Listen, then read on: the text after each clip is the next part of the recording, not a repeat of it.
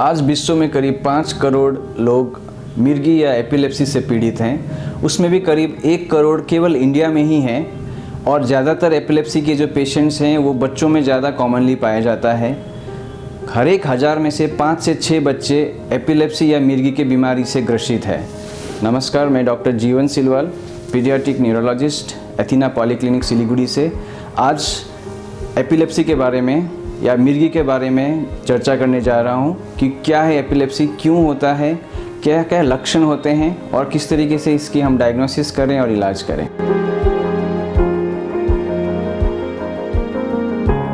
Epilepsy या मिर्गी एक ब्रेन की बीमारी है जिसमें बच्चे बार बार बेहोश हो जाते हैं। तो इसके लक्षण कैसे पता चले कि इस बच्चे को एपिलेप्सी हो रही है, क्या क्या सिम्टम रहता है। तो इसमें बच्चे कई प्रकार से जो है झटके आ सकते हैं। अभी इसको झटका मतलब लोकल भाषा में उसको खिंचनी बोलते हैं या फिर चमकी बोलते हैं, सीजर या कन्वल्जन हम इंग्लिश में बोलते हैं। तो ये कई प्रकार से आ सकती है। ज़्यादातर क्या होते हैं कि सडनली बच्चा आंखें को ऊपर चढ़ा देता है, हाथ को पूरा टाइट करके फिर वो झटका करने लगता है। दोनों साइड का हाथ, दोनों साइड के पैर जो है झटके हो जाते हैं और आंखें को ऊपर चढ़ा के मुंह को टाइट कर लेता है। कई बार मुंह से झाग या फिर पूरा जो है राड़ा गिर सकता है और हाथ या पैर जो है एक तरफ या पूरा बॉडी भी एक तरफ टर्न हो सकती है। अगर वो बहुत देर तक झटका रहा तो कुछ बच्चे पेशाब वगैरह भी कर सकते हैं। तो ये होती है जनरलाइज काइंड ऑफ सीजर या जनरलाइज एपिलेप्सी में होती है। एक दूसरा प्रकार से आ सकता है कि अचानक से शरीर का एक हिस्सा, दायां या फिर बायां हाथ या फिर पैर झटकने लगते हैं। साथ में जो फेस का भी एक साइड जो है ट्विच होने लग सकता है और इसमें भी वो पूरा बेहोश हो जाते हैं। और वो जो ड्यूरेशन है कभी कभी बहुत छोटा 30 सेकेंड 1 मिनट से लेके कई बार वो लंबा भी जा सकता है, 2-4 मिनट से लेकर कई बार बहुत लंबा भी हो सकता है। एक तीसरी प्रकार की हो सकती है जिसमें बच्चे बैठे हुए हैं लेकिन कुछ काम कर रहे हैं या खेल रहे हैं या फिर वो पढ़ाई कर रहे हैं, तो अचानक बच्चे जो हैं थोड़ी देर के लिए स्टेयर करने लग जाते हैं और एक तरफ होके पूरा अटक से जाते हैं और थोड़ा सा आई ब्लिंक्स वगैरह होते हैं और एक तरफ ही देखते रहते हैं, जिसको लगता है कि बच्चा वहाँ से एब्सेंट हो गया। तो जैसे उनको बोलते हैं उसको एब्सेंस सीजर या फिर एब्सेंस एपिलेप्सी बोलते हैं। ये एक प्रकार की हो सकती है। और एक दूसरे प्रकार के जो लक्षण हैं कि बच्चे, स्पेशली छोटे बच्चे जो 3 से लेकर 7-8 साल के बच्चे हैं, अचानक से डरते हैं, माँ के पास दौड़ के आते हैं और अचानक से कंफ्यूज से हो जाते हैं और एक तरफ देखने लगेंगे। बच्चे को नाम से बुलाने से भी वो है बिल्कुल रेस्पॉन्ड नहीं करेंगे उस समय। और उस समय कई बार जो मुंह का जो मूवमेंट्स है वो चबाने जैसा या लिप्स को जो चाटने जैसा टाइप का मूवमेंट करते हैं, हाथ को थोड़ा सा हल्का मरोड़ लेते हैं और कंफ्यूज से दिखते हैं।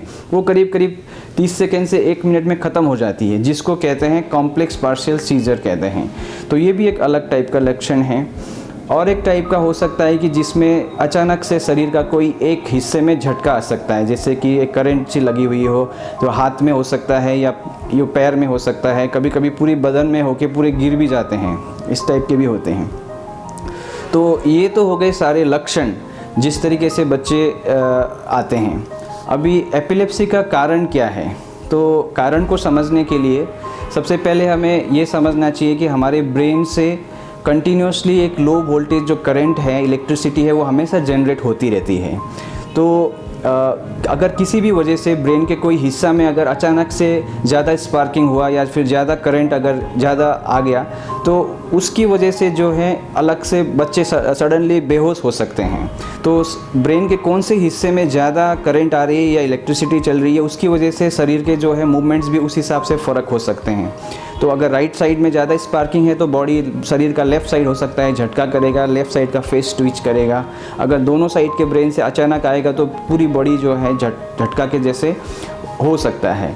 तो ये करंट जो है ब्रेन में जो इलेक्ट्रिसिटी क्यों एकदम से बदल जाती है, इसके कारण जो है अगर हम समझें तो उसमें ब्रेन कभी कभी दिखने में नॉर्मल भी हो सकता है या फिर एबनॉर्मल हो सकता है। एबनॉर्मल का मतलब है कि अगर ब्रेन में किसी भी वजह से कोई डैमेज हो गया हो तो और पुराना कोई दाग है तो वो दाग की वजह से उस जगह में उस इलेक्ट्रिसिटी पूरा बदल जाता है और बच्चे में जो झटका आने की टेंडेंसी बढ़ती है। तो ये रिस्क ग्रुप कौन कौन से बच्चों को ज़्यादा हो सकता है? वो बच्चे जो कि NICU में थे पहले, जिनको मेनिंजाइटिस छोटी उम्र में हुआ, जिनको जन्म के टाइम में रोए नहीं, जिनको ग्लूकोज कम हो गया, बहुत प्रीमेच्योर बहुत पैदा हुए, और जिनको कभी ब्रेन में चोट लगी हो, अंदर ब्लीडिंग हो गया हो, तो बाद में जो है वही जो इंजरीज़ बाद में दाग बन जाता है, और वो दाग बन के उनके डेवलपमेंट में भी असर करता है, वो चलने बोलने में भी लेट हो सकते हैं, और बाद में फिर उनको वो झटका आके वो एपिलेप्सी में भी तब्दील हो जाती है। ये हो गया जिनका MRI में या ब्रेन में एक दाग रहती है, एक डैमेज रहता है। दूसरा, नॉर्मल जो है बच्चे, नॉर्मली ग्रोइंग बच्चे या एडल्ट्स को भी सडनली जो है मिर्गी के दौरे आ सकते हैं, जिनमें MRI वगैरह करके देखेंगे तो नॉर्मल हो सकता है। तो उसमें कई बार जो ब्रेन में चैनल्स होते हैं, सोडियम चैनल, कैल्शियम चैनल्स होते हैं जो दिखते नहीं MRI में, वो चैनल में जो करंट की जो कम ज़्यादा होने की वजह से अचानक से बेहोश होने की टेंडेंसी हो सकती है। तो ये एक साधारण तरीके से समझने में ये कारण हो सकती है एपिलेप्सी की। तो ये तो हो गए एपिलेप्सी के लक्षण और कारण। और डायग्नोसिस की तरफ हम बढ़ते हैं। डायग्नोसिस के लिए मेन जो ज़रूरत है वो है इलेक्ट्रोएन्सेफेलोग्राम या फिर EEG करके जो टेस्ट होती है। जैसे हार्ट के लिए जो ECG करते हैं हार्ट के वेव्स के लिए, वैसे ही ब्रेन के लिए इलेक्ट्रोएन्सेफेलोग्राम करके एक टेस्ट होता है।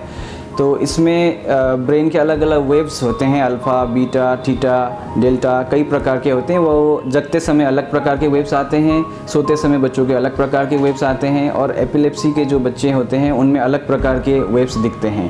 तो EEG हमको बताती है कि ब्रेन के कौन से हिस्से में से जो है वो स्पार्किंग ज़्यादा हो रही है। कई बच्चों की एक साइड से हो सकती है, कई बार वो दोनों तरफ से हो सकती है।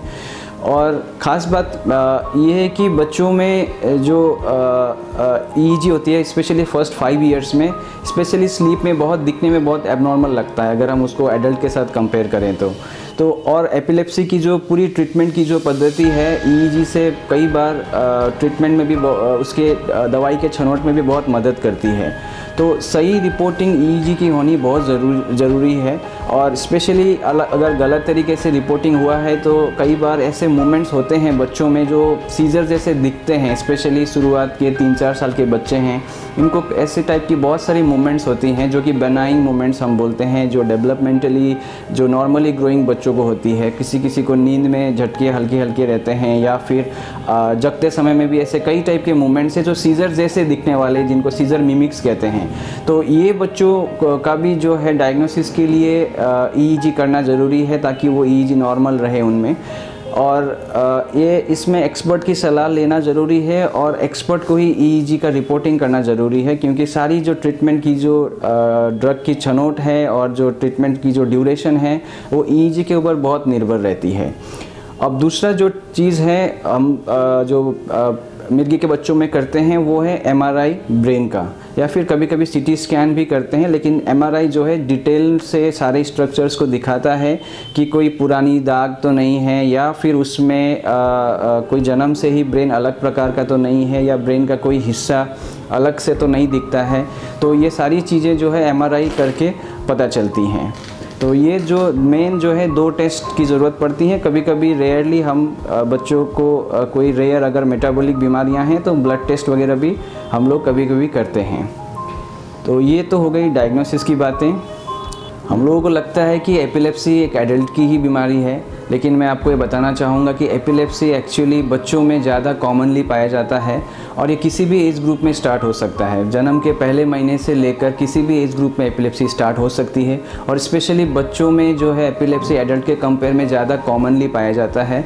और एपिलेप्सी की जो टाइप्स भी बहुत सारे हैं, कई प्रकार की एपिलेप्सीज़ होते हैं, और ये एपिलेप्सी टिपिकल एज ग्रुप में स्टार्ट होने वाले एपिलेप्सीज़ भी होते हैं। इसीलिए हम जब बच्चों को देखते हैं और एपिलेप्सी की जब डायग्नोसिस हम बनाते हैं तो हम ये देखने की कोशिश करते हैं कि बच्चे को जो भी ये झटके स्टार्ट हुए हैं ये कौन से एज से स्टार्ट हुआ है, किस किस प्रकार के झटके बच्चे में हैं, उनकी EEG कैसी है, उनकी MRI कैसी है, उनकी फैमिली हिस्ट्री में यदि है कि नहीं है। ये सारी चीज़ों को हम लोग मिला के हम एक सिंड्रोमिक डायग्नोसिस जो बोलते हैं वो करने की कोशिश करते हैं, क्योंकि क्योंकि कई सारे एपिलेप्सी टाइप्स में जो चॉइस ऑफ ड्रग्स है वो ऑलरेडी डिस्क्राइब की गई है।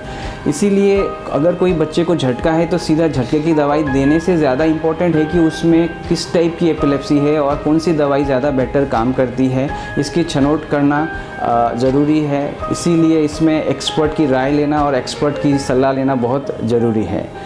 और एपिलेप्सी से लेकर हमारे समाज में ऐसे कई सारे मिथ भी हैं या फिर कई सारे अंधविश्वास हैं कि एक बार एपिलेप्सी की बीमारी हो गई तो ये पूरा लाइफ लॉन्ग चलती है, दवाइयाँ बंद नहीं होती हैं और दवाइयाँ जो है ब्रेन पे असर करती है, ये ब्रेन को स्लो कर देती है।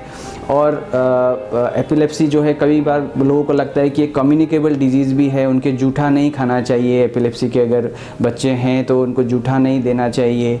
या फिर ये जो झटके आते हैं, जो बच्चे जो बेहोश होते हैं, ये जो है कोई भूत बाधा है तो इनको कोई तांत्रिक वगैरह को दिखाएं या फिर अलग तरीके से इनकी पूजा पाठ करवाएं। तो ये सारी जो है मिथ हमारे सोसाइटी में हैं।